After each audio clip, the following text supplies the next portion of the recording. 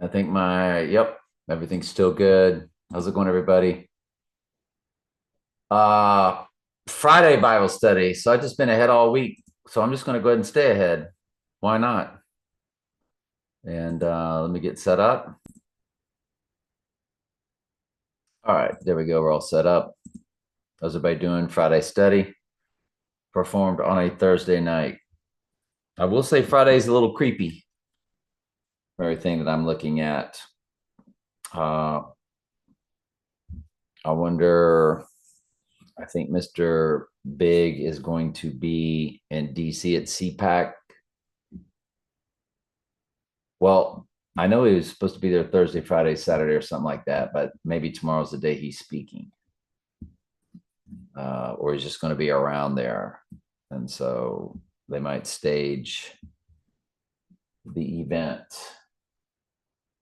and to the body double, to the twin, to the clone, to something. This is how I think they'll end up doing it. They showed us that in the movie The Prestige, where the Dark Knight, Christian Bale, was cloned or had a twin body double, however you want to see that movie. I'd have to see it one more time to really make sure. But the other guy was cloned in the movie. And by Tesla, who, of course, Trump's uncle supposedly knew Tesla. Is Tesla even a real person? Like all of these characters that they give you, you just have to really should always question everything.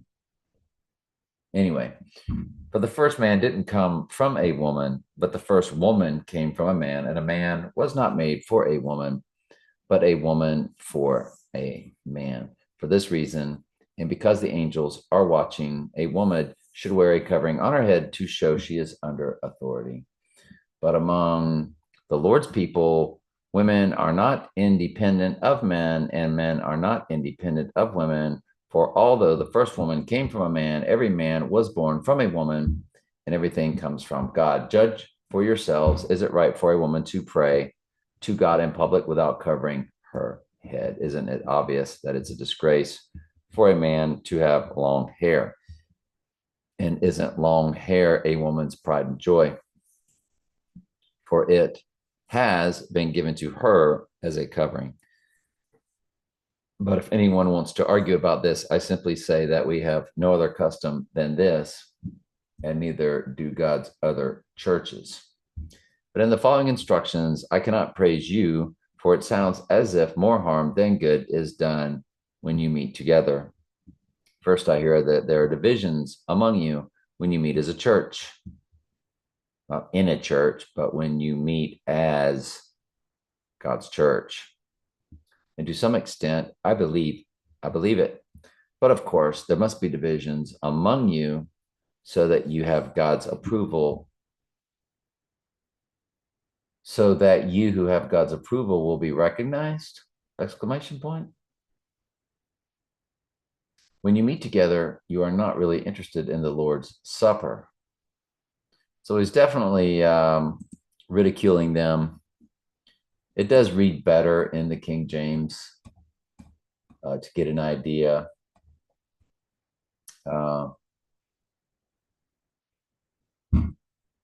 When what's his name reads it, Max McLean. First of all, when you come together into church, I hear that there be divisions among you, and I partly believe it. For there must be also heresies among you, that they which are approved may be made manifest among you.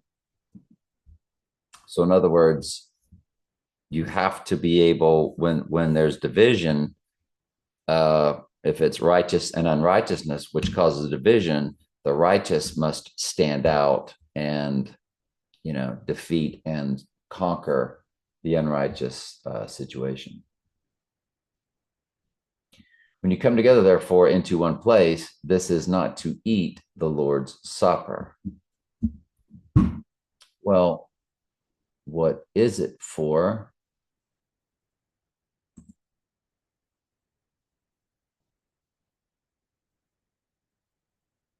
I read the same thing in the New Living Again. or no, that was a King James. The world that I do. Is both of them in the King James? Did I not read the New Living Translation? Could have swore I did. Anyway,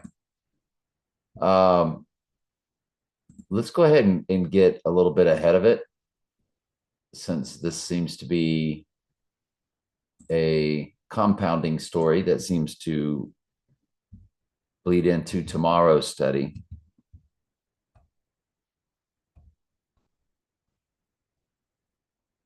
When you meet together, you are not really interested in the Lord's Supper. For some of you, hurry to eat your own meal without sharing with others. Yeah, we did read it in New Living, then I just changed it. As a result, some go hungry while others get drunk. What? Don't you have your own houses for eating and drinking? Because see, this is what I listened to the other night. Or do you really want to disgrace God's church? And you can tell, like I highlighted something that I listened to in 1 Corinthians chapter 2, which was really amazing. And here I am at 1 Corinthians 15. That's where I'm at tonight. This is where I'll pick up. But he hath put all things. So I rewound a little bit so I'll just start from the beginning. But 1 Corinthians 15. So yeah, I was just listening to it last night. So I knew what all this was about. Like he's really reading them the riot act. So I wanted you to have some context about what's going on. Anyway, we'll get into it tomorrow. Good Lord willing, we will. Or excuse me, this is Saturday. It would be Saturday's study. I'll be skipping tomorrow's study. Today's a Thursday, but this is the Friday study. So sorry if I'm all over the place. What's new, right? LOL.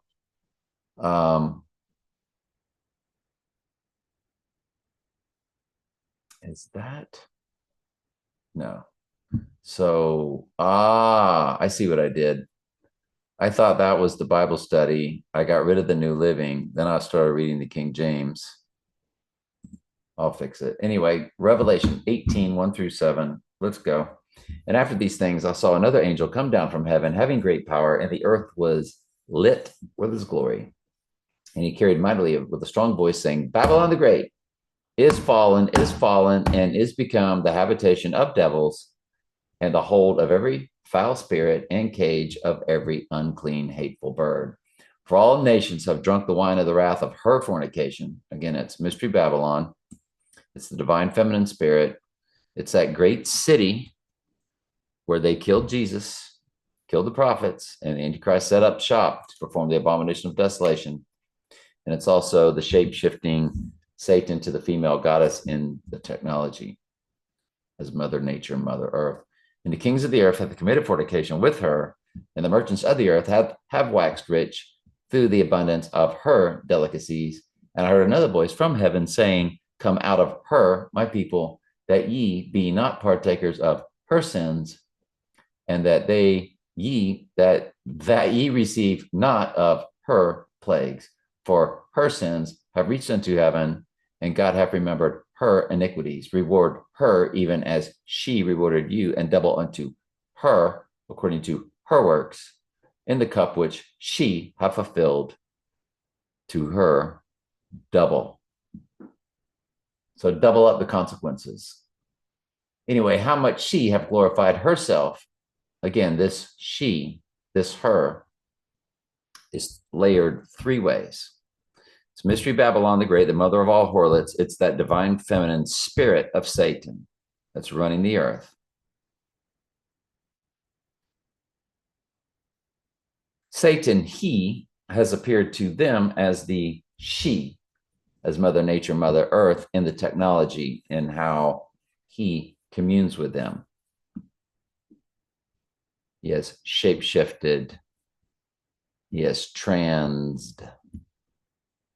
Get it? That's why that movement was so big. It's the Baphomet, the blending of the genders.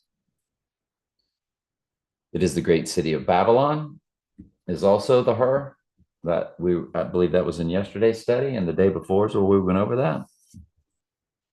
And it is, yeah, so I gave you all three again. Gave you kind of 2 in 1 there. How much she have glorified herself and lived deliciously, so much torment and sorrow give her, for she saith in her heart, I sit a queen and am no widow and shall see no sorrow. And the Queen of England did this when she sat alone due to the illness. She was isolated. Nobody sat around her. And so she sat a queen alone. And not a tear was shed as she sat there.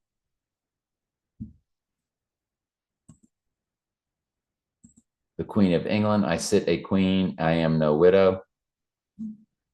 I wonder if they would give you that photo. There it is. Queen sits alone at her husband's, and there it is. Let me save it for you. Hang on. So it's pretty pixelated, unfortunately. Are the others that bad? Let me see. This would be also. And let's go lastly. I guess they're all bad. Let's go into the Internet of Things. So there it is anyway. But that's what they were recreating. That was like a ritual of that Bible verse. So it's pretty fascinating what they do and how they do it. These things are not done by accident. They run rituals nonstop. Nothing like the Golden Voyager at the closing ceremonies. Wow. For the Olympics. Anyway, I'm glad you're here. I love you very much. Ask questions anytime. That's what I'm here for.